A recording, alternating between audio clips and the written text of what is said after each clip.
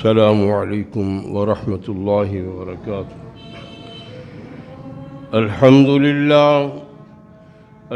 لله نحمده ونستعينه ونستغفره ونعوذ بالله من شرور أنفسنا ومن سيئات أعمالنا.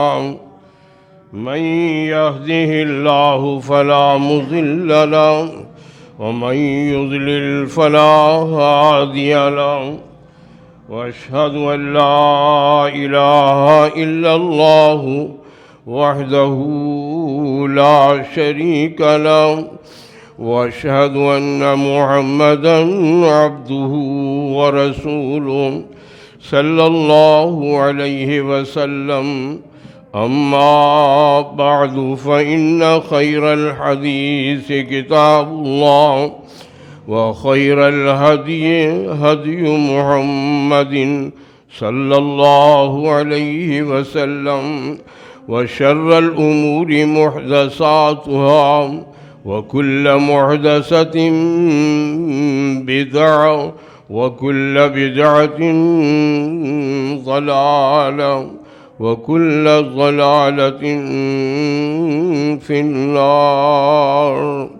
اللهم صل على محمد وعلى آل محمد كما صليت على إبراهيم وعلى آل إبراهيم إنك حميد مجيد.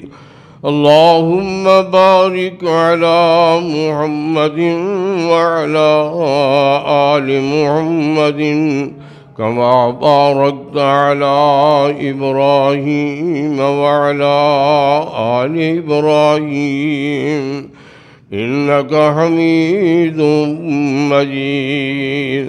رب اشرح لي صدري ويسر لي أمري واحلل عقدة من لساني يفقه قولي. رب زدني علما. اللهم انفعنا بما علمتنا وعلمنا ما ينفعنا وزدنا علما. أعوذ بالله السميع العليم من الشيطان الرجيم، من همزه ونفخه ونفثه. بسم الله الرحمن الرحيم. يا أيها النبي إنا أرسلناك شاهدا ومبشرا ونذيرا وداعيا إلى الله بإذنه وسراجا منيرا، وبشر المؤمنين بأن لهم من الله فضلا كبيرا.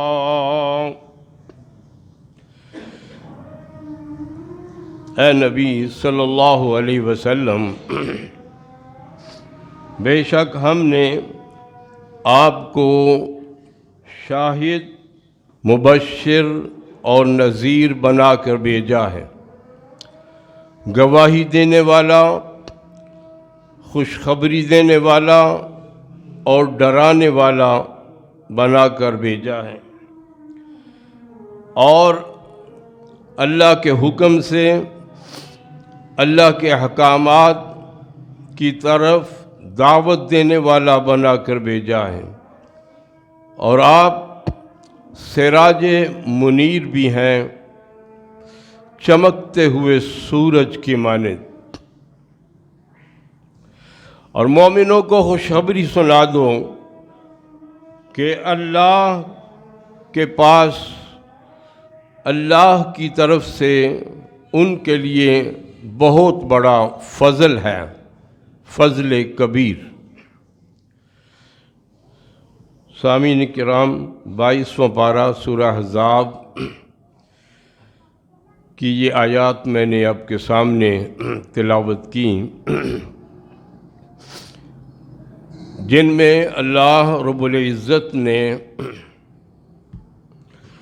اپنے پیارے حبیب جناب محمد مصطفیٰ صلی اللہ علیہ وسلم کو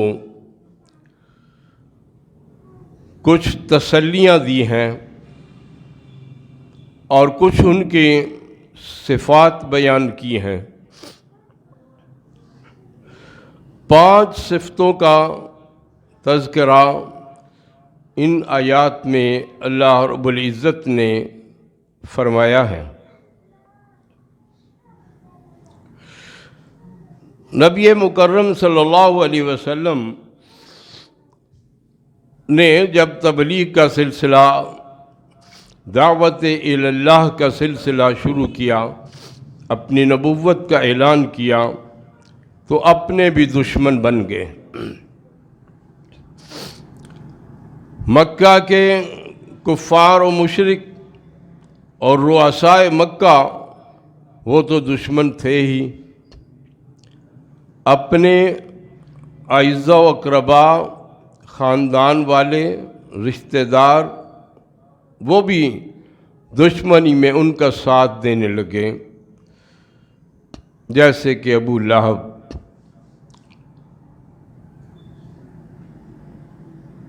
اور نبی پاک صلی اللہ علیہ وسلم دن رات کی محنت کے بعد کچھ پریشان تھے کہ یہ لوگ میری بات کیوں نہیں سنتے، کیوں نہیں مانتے، میں اللہ کا رسول ہوں، اور یہ مسلمان کیوں نہیں ہوتے۔ شروع میں اکا دکا مسلمان ہوئے، پھر چند ساتھی بنے، پھر ایک چھوٹی سی جماعت بنی، لیکن وہ ابتدائی دور بڑا ہی کٹھن دور تھا۔ آپ کی پریشانی کو دور کرنے کے لیے اللہ رب العزت تسلیاں دیتے رہے، گھبراؤ نہیں، یہ آپ کا فرض ہی نہیں ہے کہ ان کو لازماً مسلمان بنانا ہے، یہ دلوں کے اندر ایمان کا داخل کرنا اور اسلام کی طرف طبیعتوں کو مائل کرنا، یہ آپ کا ذمہ نہیں ہے۔ آپ کیوں گھبراتے ہیں؟ یہ تو آپ کا منصب ہی نہیں ہے۔ آپ کا کام کیا ہے؟ بس اللہ کا حکم سنا دو۔ آپ کی ذمہ داری تو یہ ہے، اللہ کا حکم سنا دو، مانے یا نہ مانے اس پر آپ فکر مند نہ ہو، دل برداشتہ نہ ہو۔ اور فرمایا کہ اے نبی صلی اللہ علیہ وسلم، ہم نے آپ کو گواہی دینے والا بنایا ہے۔ گواہی اسی بات کی، آپ نے فرمایا کہ اللہ ایک ہے، اس کے سوا کوئی معبود نہیں، لا الہ الا اللہ، یہ آپ نے گواہی دی، توحید کی گواہی۔ پھر آپ نے اپنی رسالت کی گواہی دی، اور قیامت والے دن بھی نبی پاک صلی اللہ علیہ وسلم لوگوں پر گواہ بنیں گے۔ سیدنا عبداللہ بن مسعود فرماتے ہیں کہ مجھے رسول اللہ صلی اللہ علیہ وسلم نے حکم فرمایا کہ قرآن سناؤ،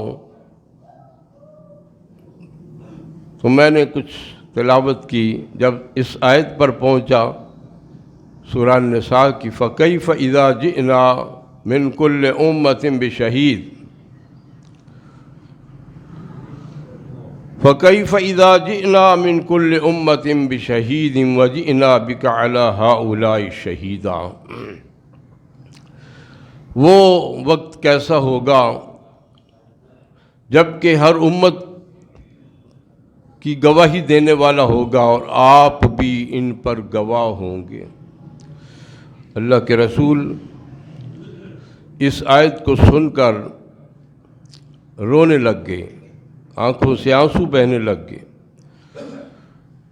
صحابی فرماتے ہیں کہ میں نے جب آپ کی طرف دیکھا تو آپ کی آنکھوں سے آنسو بہہ رہے تھے۔ وہ آخرت کا منظر آ گیا نا کہ آخرت میں بھی گواہی ہوگی۔ تو اس لحاظ سے نبی پاک صلی اللہ علیہ وسلم توحید کے بھی گواہ ہیں، رسالت کے بھی گواہ ہیں، اور پہلے انبیاء اور رسول کے بھی گواہ ہیں۔ اِنَّا أَرْسَلْنَاكَ شَاهِدًا وَمُبَشِّرًا، اور خوشخبری دینے والا بنایا، مبشر خوشخبری دینے والا بنایا۔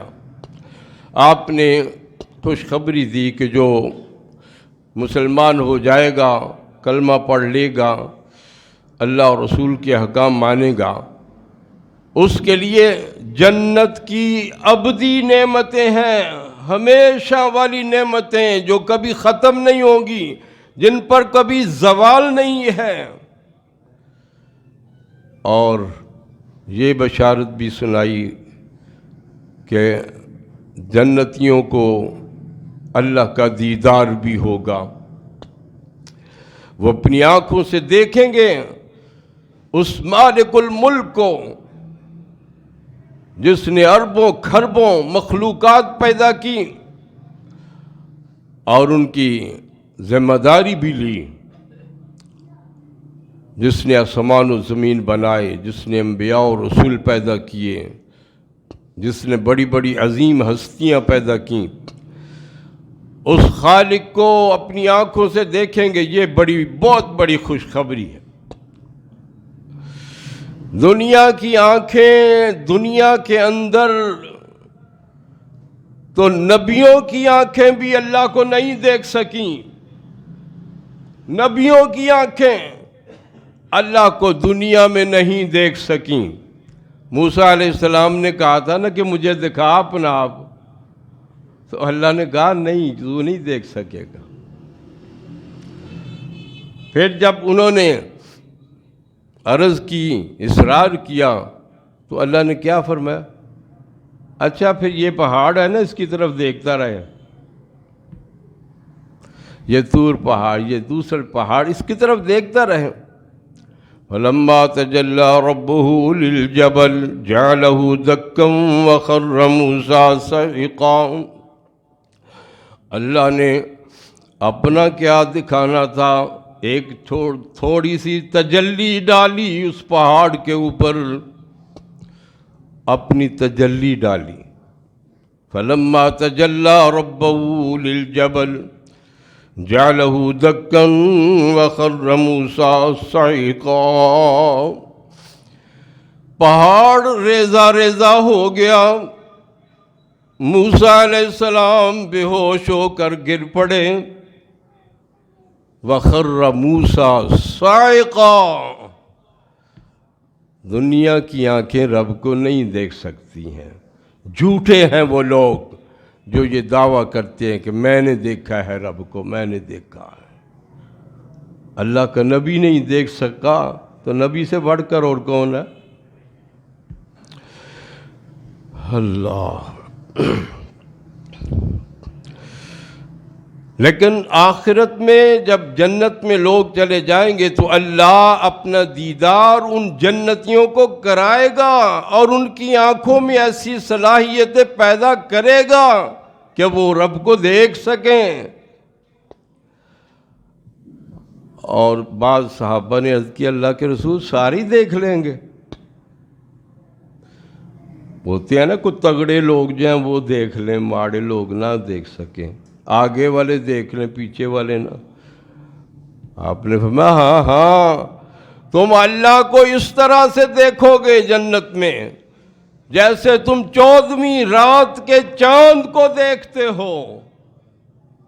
14ویں رات کے چاند کو دیکھنے میں کوئی امیر غریب کا فرق تو نہیں نہ ہوتا، کوئی ماڑے تگڑے کا فرق تو نہیں نہ ہوتا، سبھی دیکھ لیتے ہیں۔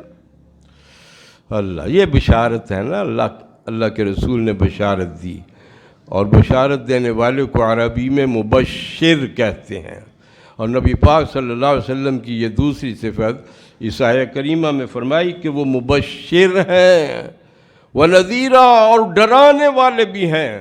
جو اللہ کی نہیں مانے گا، اللہ کے رسول کی نہیں مانے گا، اس کے لیے دردناک عذاب ہیں، دردناک عذاب ہیں۔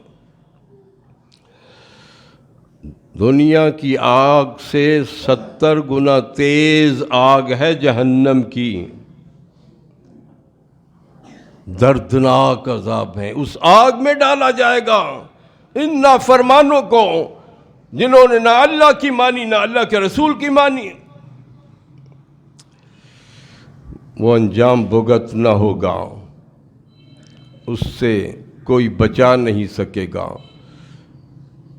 عذاب شدید کے لفظ ہیں، سخت عذاب، عذاب علیم کے لفظ ہیں، دردناک عذاب، عذاب عظیم کے لفظ ہیں، بہت بڑا عذاب۔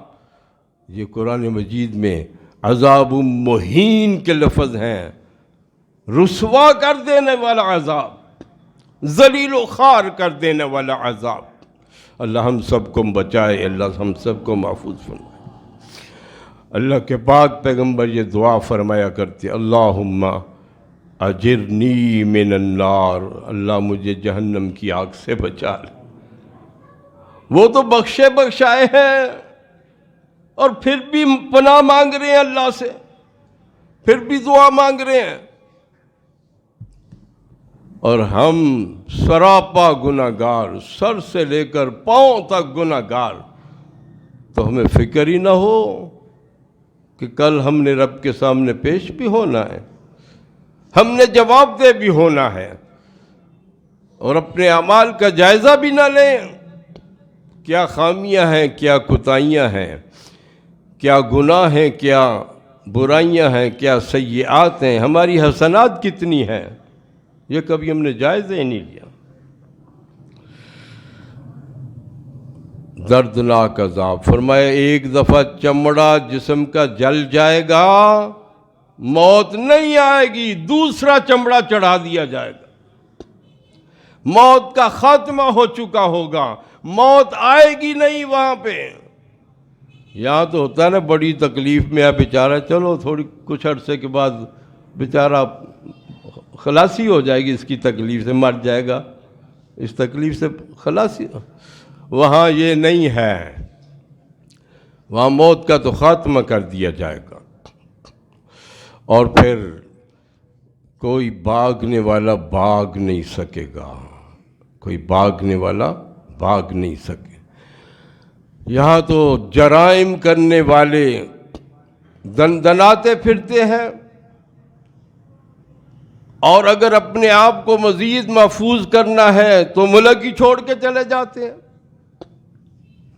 وہاں کوئی بھاگ ہی نہیں سکے گا۔ بھاگ کیسے سکے گا کوئی؟ جب فرشتہ جان نکالنے کے لیے آتا ہے تو کوئی بھاگ سکتا ہے؟ وہاں بندوں کی حکومت نہیں، فرشتوں کی ہے، فرشتوں کا نظام ہے، کیسے بھاگے گا کوئی؟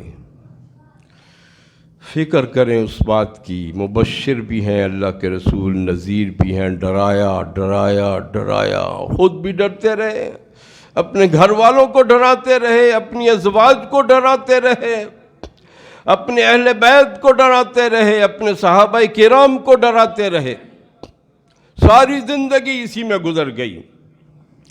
اور قرآن مجید میں 20 بار اتقوا اللہ اتقوا اللہ اتقوا اللہ، اللہ سے ڈر جاؤ، اللہ سے ڈر جاؤ، یہ جملے موجود ہیں، لیکن ڈرتے ہم کوئی نہیں ہیں۔ ہمیں بہت نہ ڈر ہو چکے ہیں، بہت بے فکر ہو چکے ہیں، بہت بے فکر ہو چکے، ہمیں فکر ہی نہیں ہے کہ یہ زندگی تو 4 دن کی ہے، ختم ہو جائے گی۔ 4 دن کی چاندنی اور پھر اندھیری رات، اندھیری گھور، اندھیری رات، ہر طرف اندھیرا، ہر طرف اندھیرا۔ اس اندھیرے کو دور کیسے کر سکتے ہیں؟ اعمال صالحہ کے ساتھ، نیک اعمال کے ساتھ۔ نیک اعمال کرو، نیکیاں بناؤ، کماؤ، برائیاں گھٹاؤ، اللہ کی رحمتیں شامل حال ہو جائیں۔ اللہ کے رسول داعی اللہ بھی ہیں، اللہ کی طرف بلانے والے، اللہ کے دین کی طرف دعوت دینے والے، شریعت کی طرف دعوت دینے والے۔ یہ اللہ کے حکم سے آپ اس فریضہ کو نبھاتے رہے۔ اور آخری خطبہ حجۃ الوداع میں نبی پاک صلی اللہ علیہ وسلم نے خطبہ دیتے ہوئے لوگوں سے مخاطب ہو کر فرمایا، هل بلغت هل بلغت هل بلغت، ذرا بتاؤ میں نے اللہ کا پیغام پہنچا دیا ہے کہ نہیں، میں نے اللہ کا پیغام پہنچا دیا ہے کہ نہیں۔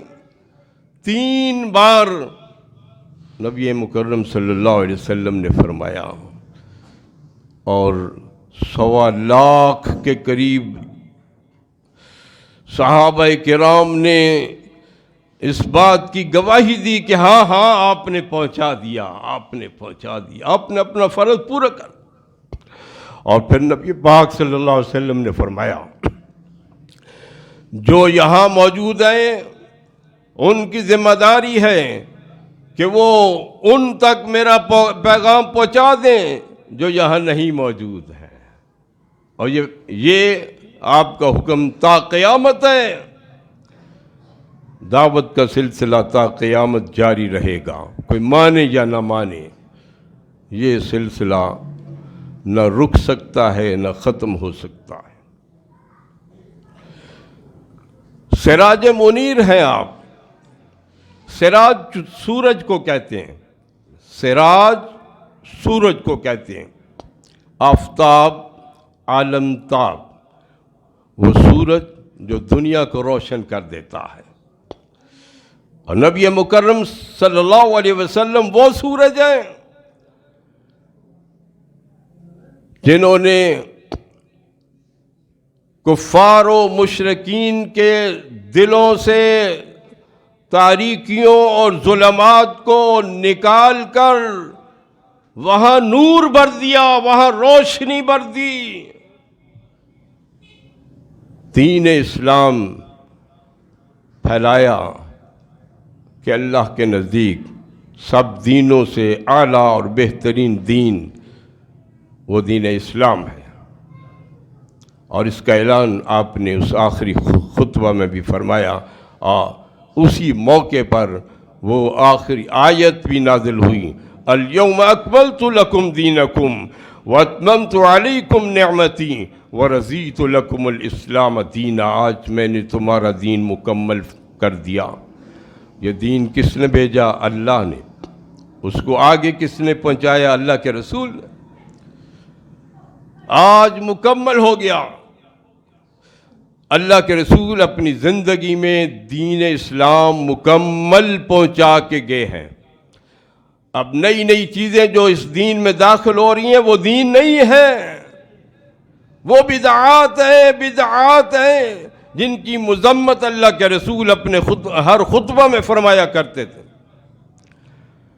ہدایت دینا نبی کا کام نہیں، ہدایت کی طرف دعوت دینا نبی کا کام ہے۔ ہدایت دینا کس کا کام ہے؟ اللہ کا۔ اور اللہ نے فرمایا نا قرآن پاک کے 20ویں پارے میں سورہ القصص میں، اِنَّكَ لَا تَهْدِي مَنْ أَحْبَبْتَ وَلَكِنَّ اللَّهَ يَهْدِي مَنْ يَشَاءُ۔ آپ جس کو ہدایت دینا چاہیں نہیں دے سکتے، آپ جس کو ہدایت دینا چاہیں نہیں دے سکتے، ولیکن اللہ یہدی من یشاء، اللہ چاہے جس کو چاہے وہ ہدایت دیتا۔ نبی پاک کی خواہش تھی کہ ابو جہل مسلمان ہو جائے، آپ نے بڑی محنت بھی کی لیکن نہیں ہوا۔ نبی پاک کی خواہش تھی کہ ابو لہب مسلمان ہو جائے، آپ نے بڑی محنت کی، نہیں ہوا۔ اور نبی پاک صلی اللہ علیہ وسلم کو ستاتے رہے، دکھ پہنچاتے رہے، تکلیفیں دیتے رہے۔ جب مکہ فتح ہوا تو ایک شاعر تھا ابن خطل، وہ نبی پاک صلی اللہ علیہ وسلم کی بڑی گستاخی کیا کرتا، ان کی توہین میں اشعار لکھا کرتا اور لوگوں کو خوش کرتا۔ بیت اللہ میں آ گیا، غلاف کعبہ کو پکڑ لیا کہ یہاں تو مجھے نہیں نہ کوئی مارے گا، اپنے فرمایا قتل کر دو اس کو، اللہ کا حکم ہے۔ نبی کا گستاخ دنیا میں بھی رہنے کا حقدار نہیں، اور آخرت میں جہنم کے سوا اور کسی جگہ پہ جانے کا حقدار نہیں ہے۔ قتل کر دیا اس کو بیت اللہ کے اندر، جہاں پہ خون خرابہ کرنا حرام ہے۔ اس نبی کی بات کو جو رد کرتا ہے اس کی نجات کیسے ہوگی؟ وہ کیسے بچے گا؟ وہ کیسے محفوظ ہوگا؟ اور ہم تو کئی اللہ کے رسول کے احکام کی پرواہ نہیں کرتے،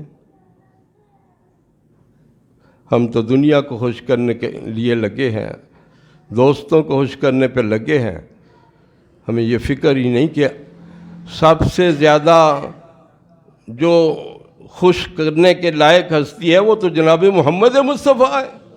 ساری کائنات میں اللہ کے بعد سب سے زیادہ تعریفوں کے لائق جو ہستی ہے وہ جناب محمد مصطفیٰ کی ہے، اور دنیا کے اندر کائنات میں کوئی وقت ایسا نہیں ہے، کوئی لمحہ ایسا نہیں ہے جس میں اللہ کے رسول کی تعریفیں نہ ہو رہی ہوں، مدحیں ثنائیں نہ ہو رہی ہوں، اذانیں ہو رہی ہیں، نمازیں ہو رہی ہیں، اشہد ان لا الہ الا اللہ، اشہد ان محمد رسول اللہ،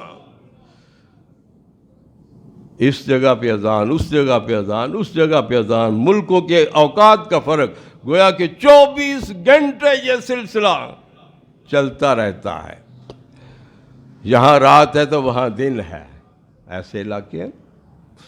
اللہ اتنے محبوب کی بات کو رد کرنے والا کس طرح عزت پا سکتا ہے؟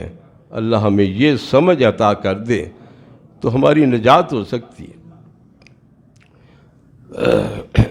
نبی کا قول و عمل تفسیر ہے قرآن کی، نبی کا قول و عمل تفسیر ہے قرآن کی، اتباع مصطفیٰ معراج ہے انسان کی۔